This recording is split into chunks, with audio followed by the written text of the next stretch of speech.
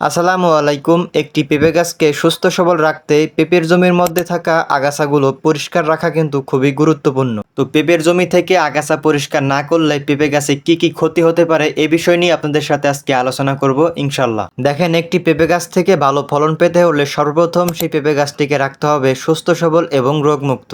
আর একটি পেঁপে গাছকে সুস্থ সবল এবং রোগমুক্ত রাখতে হলে অবশ্যই সেই পেঁপের জমিকে রাখতে হবে আগাছা মুক্ত, অর্থাৎ পেঁপের জমি থেকে সমস্ত আগাছাগুলি ভালোভাবে পরিষ্কার করে ফেলতে হবে। পেঁপের জমি থেকে আগাছা পরিষ্কার না করলে কয়েকটি বড় ধরনের সমস্যায় পড়তে হয়। যেমন পেঁপের জমিতে থাকা আগাছার মধ্যে অনেক পোকামাকড়ের আক্রমণ হয়, আর সেই পোকাগুলোই পেঁপে গাছে পরবর্তীতে মারাত্মকভাবে আক্রমণ করে থাকে। আর দ্বিতীয় সমস্যা হচ্ছে, আমরা পেঁপে গাছে জৈব সার এবং রাসায়নিক সার প্রতিনিয়তই প্রয়োগ করে থাকি। আগাছার মধ্যে সেই সারগুলো প্রয়োগ করলে অনেক সময় দেখা যায় সেই আগাছায় কয়েক পার্সেন্ট সার খেয়ে ফেলে। এই ক্ষেত্রে আগাছাগুলো পরিষ্কার করে পেঁপে গাছে সার প্রয়োগ করলে সেই সারগুলো সম্পূর্ণই পেঁপে গাছে খেতে পারবে বা গ্রহণ করতে পারবে। তৃতীয় যে সমস্যাটি রয়েছে, আপনারা সকলেই জানেন যে পেঁপে গাছ একেবারেই পানি সহ্য করতে পারে না বা অতিরিক্ত ভেজা মাটি সহ্য করতে পারে না।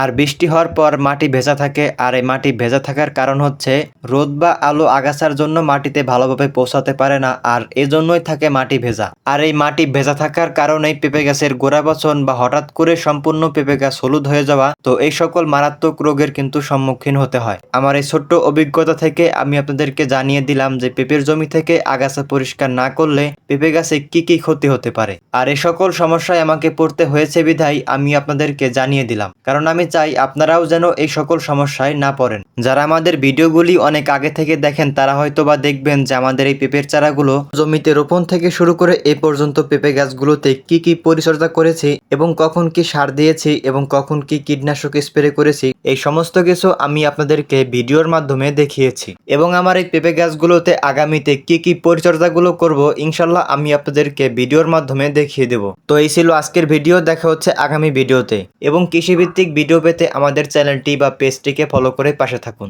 সবাই ভালো থাকবেন। আসসালামু আলাইকুম।